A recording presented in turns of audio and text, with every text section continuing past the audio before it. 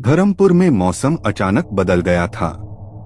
कई दिनों से बादल छाए हुए थे, हवा में नमी बढ़ गई थी और नदियां धीरे धीरे उफान पर आ रही थीं। पक्षी उड़ना बंद कर चुके थे और मछलियां अजीब तरह से तड़पती हुई किनारे आ रही थीं, मानो प्रकृति कोई चेतावनी दे रही हो। क्विंटारो ने जैसे ही आकाश की ओर देखा, उसे गहरे नीले बादलों में काल शक्ति की परछाई दिखी।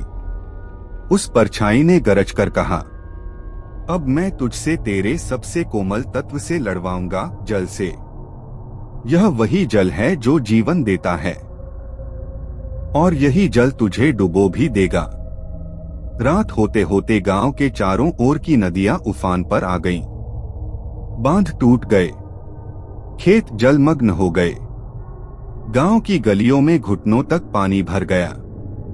लोग ऊंचाई की ओर भागने लगे, लेकिन यह सामान्य बाढ़ नहीं थी। यह जल जिंदा लग रहा था, जैसे उसमें कोई आत्मा हो। कुओं से पानी ऊपर उबलने लगा, तालाबों से लहरें उठकर खुद ब खुद घरों को ढहाने लगीं।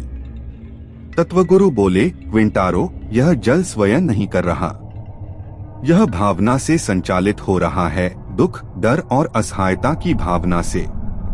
तुम्हें इसे शांत करना होगा, वरना ये बाढ़ सब कुछ बहा ले जाएगी। क्विंटारो ने जल तत्व को सक्रिय किया। वह पानी पर चलने लगा, उसकी हथेलियां नीली रोशनी से चमक उठीं।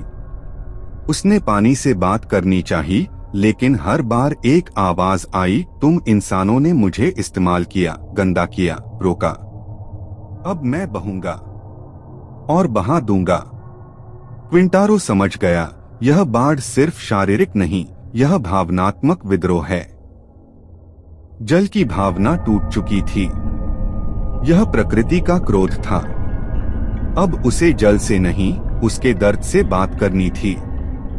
वह गांव की सबसे पुरानी नदी चंद्रगंगा के तट पर गया, वही नदी जिसने उसे बचपन में पहली बार बहने की कला सिखाई थी। वह उसमें उतर गया और उसकी गहराई तक पहुंचा। वहां उसे एक छवि दिखी, एक जलपरी जो रो रही थी। वह बोली, हम जल को केवल बहने देना चाहते हैं, मगर तुमने बांध बनाए, जहर मिलाया और फिर जब हम उफनते हैं तो हमें दोष देते हो। क्विंटारो ने सिर झुकाया। मैं क्षमा चाहता हूँ।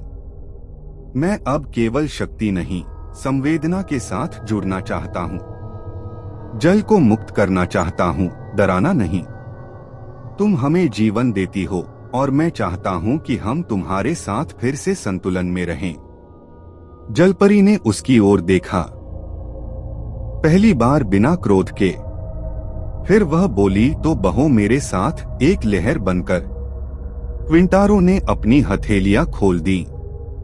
उसकी देह से जल प्रवाहित हुआ और वह पूरी नदी के साथ बह गया। उसने देखा, जहां जल रुक गया था वहां उसने रास्ता बनाया। जहां जल क्रोधित था वहां उसने ठंडक दी।